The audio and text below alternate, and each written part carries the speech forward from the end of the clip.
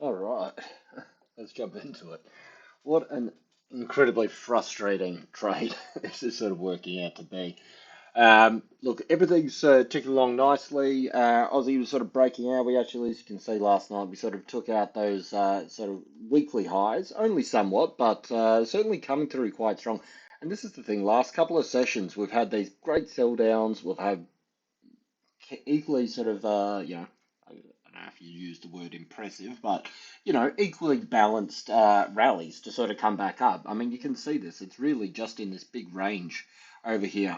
And this is what I talk about a couple of times when I see these sort of counter swing. If you say this is our little breakout area, so, well, consolidation box basically. So, once you break out of the sort of consolidation, you have your little breakout. But if this is the range, we can see that, bottom side here has been respected a number of times. So we know that the buyers are sitting here in this little green patch.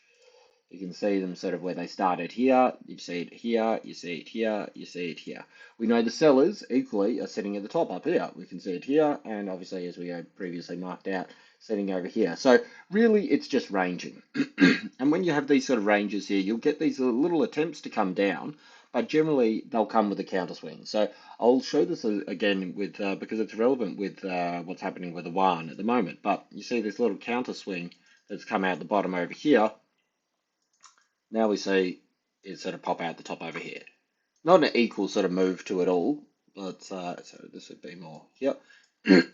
Obviously not completely equal to it all, but little counter swing out and bang back into the box. So what we're really looking for is a solid close on higher time frame, so like a 4 hour, out either side of these. I mean, technically we did get this little one out the top over here last night, but obviously, as you can see, we technically had the little close out here as well. So we want to see a big, like, call these ones our breakouts. We want to see a close above these two attempts to get out of this little range. What we did sort of see, as I said, it was sort of popping along nicely, and then we had US PMIs come in, and they were just strong, which bucks the trend with the US data recently, because US data of late has been pretty weak. But we had a large slew of sort of PMIs coming yesterday. So here we are sort of throughout the day. As you can see, we started off with the Aussies in the morning, which came in sort of, stronger than sort of previous. We only just sort of tipped over in the manufacturing. But as I said yesterday, this is the first time that we've been up over 50 since February last year. So yeah, it is quite significant in that. But then we had a bit of a mix things. Euro, basically, as you can see, they're coming above and also under expectations. Sort of through most of this, we saw that great rally. That's what gave a very strong push. Where we saw those sort of strong. Well, I say strong, but I mean the services PMI for the pound was very strong. Sort of 58.3. Again, you can sort of see that it's moving in that sort of definitely in that direction. And everything was running along fine. We had DXY breaking down, and then we had US data come out, and this just blew it out of the water. And really, that was just sort of what sort of saw that super sharp reversal. So I'll get onto the DXY in a moment, but as you can see, if we go back onto Aussie, this was sort of a nice sort of period through here. Around this period, I think this is what was getting us moving through sort of like with that strong sort of pound data. And then so we're really charging up here. And it looked like, yes, we're finally going to get this breakout. If you zoom out a little bit here, we can see that it's the top side of the channel that we're really sort of coming in to test along here. And obviously, tried to break it out here. We've got a little bit of a horizontal area through here that we can see sort of certainly on the way up. This was a bit of an issue for us as well. We really did bounce in this same range. This range, the buys are a little bit higher than they were previously, but we are coming into it in a slightly different direction this time. So it's going to have to sort of take note of that as well. But certainly the buys around this sort of 65, 70 level, or I should say 60, actually 65, 65 or 65, 70 level sort of seem to be sort of showing up repeatedly, because you see, yesterday we sort of came off here previously, and it's certainly the market's happy to buy it around this area here. But when the PMI data came out, it really just got smacked. So really, it is just back to a bit more of the waiting game, which is frustrating with these things because you're trying to get onto like if you watch what I do, I do the short sharp trades and that, and these ones I'm trying to try to experiment a little bit more with the hold, and it is incredibly frustrating. I mean, my style is in and out, like and I'll take profits along the way, but I'm trying to hold for a larger recovery. Of course, yes, it's against the main trend, but I do think that the US dollar is coming down, so this is why I want to try and ride these things a little bit more. But it is just soul crushing when you're all the way up and bang, you're straight back down. So very frustrating to sort of see these things just it's just knocked on the nose repeatedly. But if you step back, you can see it's just ranging. There's nothing not rocket science about it. Realistically, you got a fairly decent swing through here. It's about sort of 40, 50 points or so. So this you can make money in easily. But it's just when you're trying to get these holds for these runners, that's when it just gets a little bit frustrating. So if we take out this sort of 65, I mean, obviously we've got the sort of daily sort of supports down sort of through the mid 50s over here. But certainly the fact that it's been respecting this range a fair bit, a close outside these two areas here above sort of 66.15, excuse me, or 65.60, I think might show a little bit of a direction. So moving forward, jump back onto the news. I don't think we have a great deal coming out at the moment. Like the big one that the market's really looking for tonight is the ECB with their policy here, and look, it's looking to basically hold the rates flat. So I think that'll be something that'll get the market moving a little bit. We got 15 minutes later, we got the unemployment claims for the US, which is tipped to go up a little bit. So yeah, we're just going to have to see how this stuff affects the market. But they're the big one. The ECB is really the big one in the immediate to get the market moving. Flip across to DXY. So DXY as you can see, this is like, what I called the other night. I said this move up through here looked a little bit short squeeze-ish because as you can see, this is quite a strong support area through here. And you can see the market was holding it, trying to hold it all the way through here, over and over again, trying to hold it. And so as it took and closed, like that's quite a significant close down underneath, as you can see. A lot of the market's like, okay, bang, let's do it. It's actually, as you can see, marked out, coming up and just eclipsed with that rising support. So this is another reason why we saw that big move up to the top side. But given the fact that it was that close underneath, if I go back onto the 1 hour, given that there was a close underneath and such a strong, unrelenting move to the top side, this is why I called it at the time and I said, look, this feels a bit short squeeze-ish. Because the thing with the squeezes is that it just does not give up. Like it's really a strong one-way move.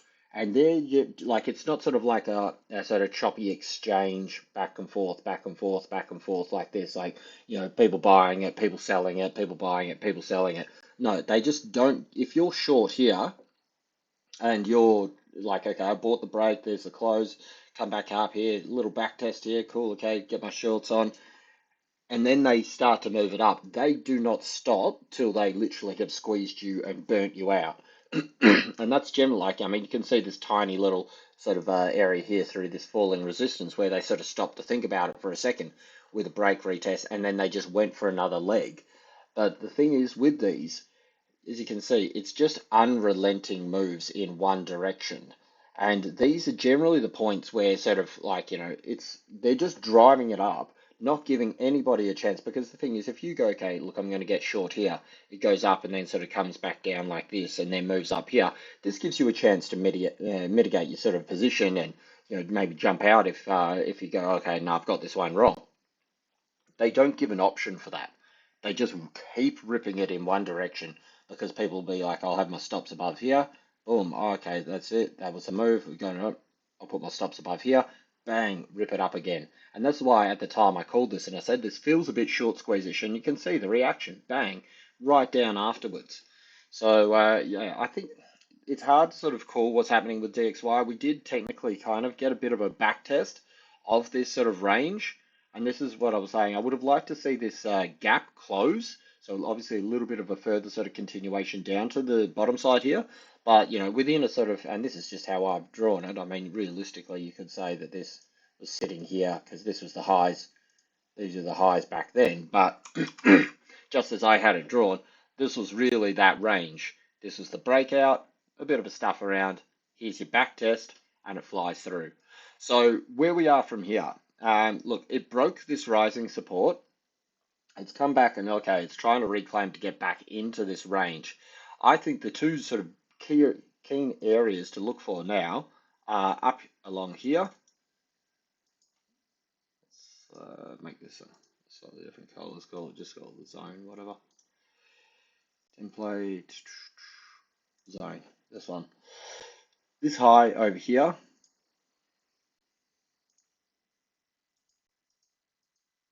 and this low here. They're the two areas that I'm sort of watching at the moment. Because if this is the move, and this is the range, your breakout, your back test, this is your breakout candle high. It was originally this one here, but obviously we ran into the sell-off. So here's your back test. If we can do the back test and then sort of take out the high, that's your confirmation. That is I mean, it's a technical move. Range, breakout, back test, new high, new high. And on we go, run up into those 104s, 104.40s area. If we can sort of say that, okay, this is a break of this rising support, and then it sort of comes back down.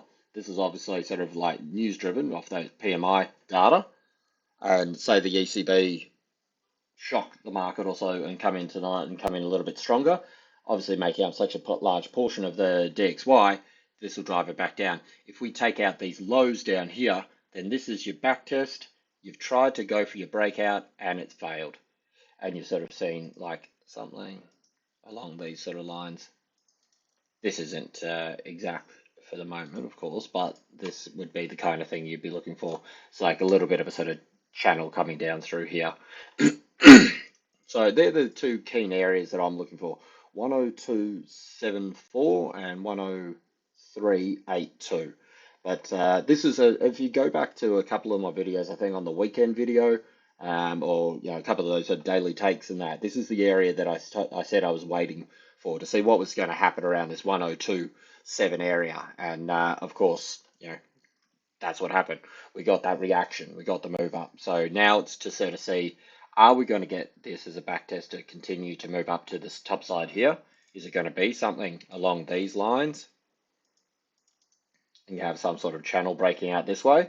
Or are we going to sort of have this as, okay, this was a technical move off a bit of news and data. They were already selling it. They were selling it quite strong.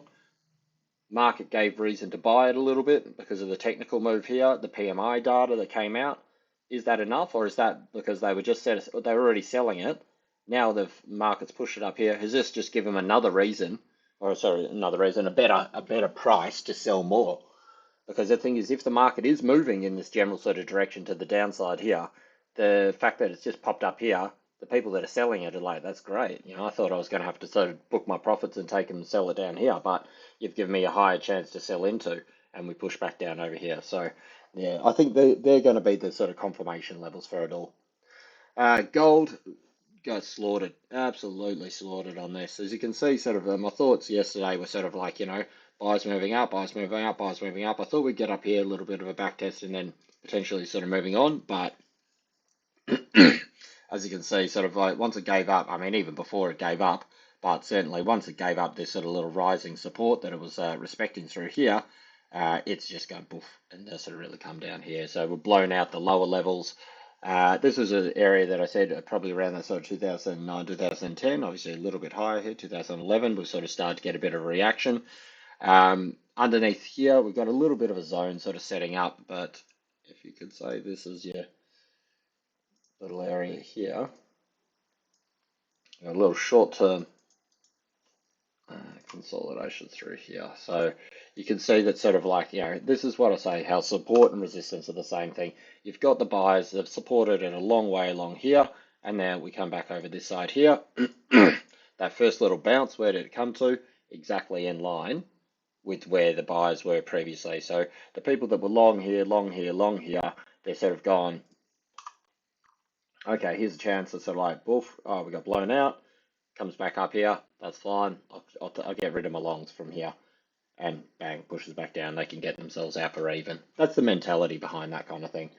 If we can reclaim 2020s, then this could be a little bit of just a blowout move. As I said, if we do get that sell down on DXY, that's what's going to bring gold back to life a little bit. But certainly at the moment, it's looking pretty sore for itself after that drop down. Where we go, 36, sort of blew back down here, which is frustrating because I got blown out with some stops on this move because obviously I was, as I say, with my sort of thoughts with it all, I was looking for the top side move here. As it came back down here, bang, we got taken out. But back above 2020, I'll probably be having another stab for some buys again. But underneath 2010, 2002 supports, which we can see with the lows from the other week, that'll be sort of where we come to. But as I said with Asia, I don't expect much in terms of movement. And as you can see, we've got three buck range for Asia, so it's not really the time. We just don't have the volume sort of through that session. Okay, where else we are? So DXY, so flip across copper. Copper really got the nice breakout. This is I do like sort of trading with copper, and I do like the relations with it, but to risk and Aussie and all these kind of things. But you can see it massively overperformed compared to the two. Even that sort of sharp move down in move back up in DXY did not affect copper.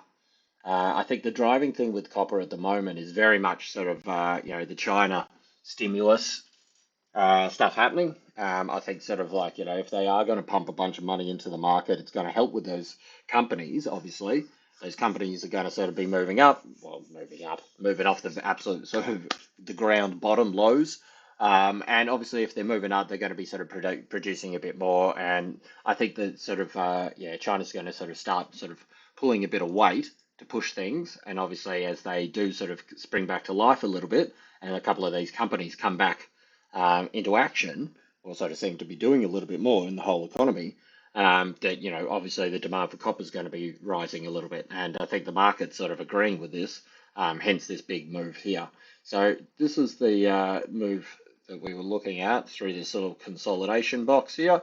As you can see, I mean, like I call these things as they're happening, but hindsight's always great and all. But as I said, I call these things as they're happening. And so you can go back and have a look afterwards and sort of say, okay, I can see that from very technical level. I mean, we've got this little negative divergence through here. It wasn't a super strong one, but it was a negative divergence that was coming down on the daily. We had this falling resistance. We had a breakout into a sort of known area, which we've sort of highlighted. This is where we thought the sellers were. Bang, they sort of back down. This retest level here is like a back test of your breakout. So generally, you never, I say never, but generally you don't, 95, 98% of the time, you don't get a breakout and have it just run. You need that back test, the subsequent high. So you can see with the breakdown here, it didn't just break down and then just melt down. It broke down, came back up here, retested the level that it broke down from. Then once it took out that breakout candle, so it takes out that breakout candle, that's your confirmation. And obviously down, down, down. Same thing moving back up here. You got your breakout, you got your retest, and the retest is equal to the breakout level. So this is where it came through the falling resistance. Make this so you can see a bit more. So I'll say here, broke the falling resistance, came back, retest that level, moved back up, took out the breakout candle, and there's the continuation that came through to the top side. So if we continue this back up over here, so at the moment, sort of, obviously, sort of, it has been sort of come to a little bit of a stall. I mean, it's Asia sessions again. We don't have a great deal of volume happening here, but that move back up in DXY and US dollar buying, I think, sort of obviously sort of halted things a little bit. But certainly, it looks like it could potentially sort of move a little bit further. This is a bit more of a known range. You can see it was quite choppy through here. We didn't see big, large turnarounds.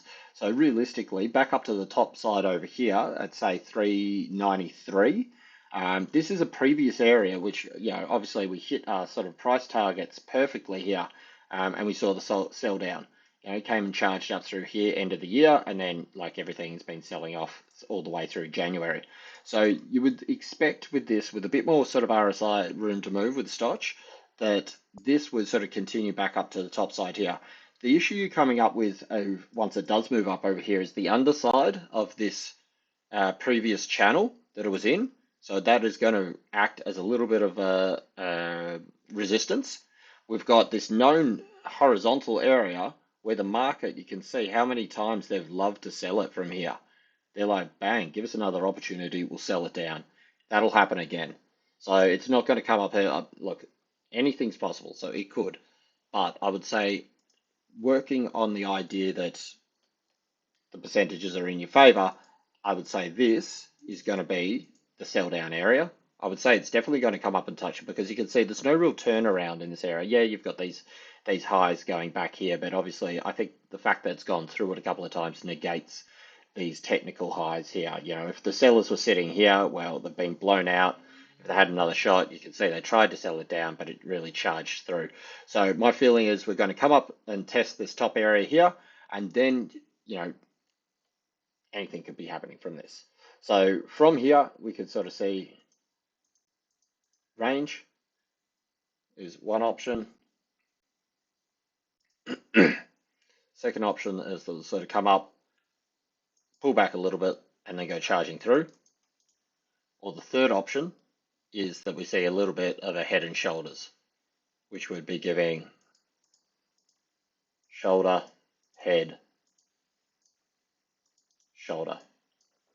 And this one would be the same as over here with a neckline down the bottom over here. As we can see, this is lining up for a perfect little head. And then we'd see a move back down. If it was the head and shoulder, we'd see a move up here and then down to over here. So I am sort of leaning in the idea of these first two ideas. I don't think we're going to see a complete breakdown. If the market goes, maybe this will sort of drag out into a period where we sort of actually see if US gets the rate cuts or not. Maybe that'll be the sort of catalyst for it all. But all these three potential outcomes are potentials. I do lean on the side of these two here. I don't think we're going to be coming back down to 374, but of course anything's possible. But in all these three scenarios, I do believe we've got a little bit more upside to come here. So I do think we're going to come up and clip this 394 area before we see what happens. I think sort of once we come up and clip this 394 area, I'm going to make this a sort of support. I'm going to call this probably where we might see some action buys, even though we've just chopped right through it this time. So I think these sort of two areas here, backtest maybe down here or this 385 area, but certainly I think there's a little bit more upside in copper to come before we sort of get that reaction. But I do expect to get a little bit of a sell down once we come up into this 395 area. All right, and finally with China. China's move's been great. I mean, this is what I've been saying the whole time as we were charging up through here, that I thought this was going to be a little bit of a fake breakout area. I thought we were going to come back into this grind range. We had a couple of things supporting it. We had the sort of negative divergence off the top, which if you watch what I do, I love it. It's one of my favorite reversals. But even so, my price target for this, just based on the head and shoulders move, was way back up here. This is the area that I wanted to see it break down underneath. And this is why I feel that this also could be a little bit of a backtest area for sort of DXY. We could be seeing a little bit more sort of US dollar selling to come. I'm aware that YUAN is a part of the DXY, but as I said, market sentiment towards the US dollar is what I'm talking about. Is that we got the break down through this area. You really wanted to hold this area here if you were a sort of bit of a dollar bull in this sort of situation. But the YUAN obviously came through, chopped through. We had a nice little bear flag that moved. If you could jump this out, this worked out perfectly yesterday. This little bear flag chopped through, came through. Look at that for sort of a precision move down to whatever it is, a tenth of a cent or something. So it's charting very well at the moment. But as I said, if we jump onto a slightly higher time frame, this is the area that we've seen has been sort of an exchange of buyers and sellers. You can see sellers are here, sellers are here, sellers are here. We got on top of it. There's your back test. Again, it doesn't break out. Here's your back test, here's your back test, here's your back test, and so on and so on. So at the moment, we've got quite a solid breakdown under here. We can see that, you know, in this general area, sellers are coming back in again. So it would stand to reason that you would probably see at least another attempt down to this side here. So we've come down, found support, we come back up, we find resistance. Now we need to test to see how strong this part of the move is. Because this is how it works. It goes down, it finds support, goes resistance. Now it needs to find its next support. It's not to say that it can keep charging up here and then sort of come back down. But I would say because we're getting a couple of these wicks around the top area here, in a known area where we sort of feel there's been a solid sort of selling previously, buying previously, that you would at least sort of come down here. You may come down here, put in a higher low. So this would be your low, this would be your higher low, and then move back up here. So that's a thought with it there. Or, as I said, you sort of come back down, you move up, you find your resistance, come back down, you retest these lows, and you break through. And then you come into this higher time frame support area that we know that this is super strong. This is the one that we isolated or identified the whole time. We know that this is a very strong area, this green area down here, and this is the one that you really want to see the close down underneath it. I mean, on the daily, you've got a little bit of room to move on the RSI, so yeah, look, it could certainly still push through a little bit further to the downside.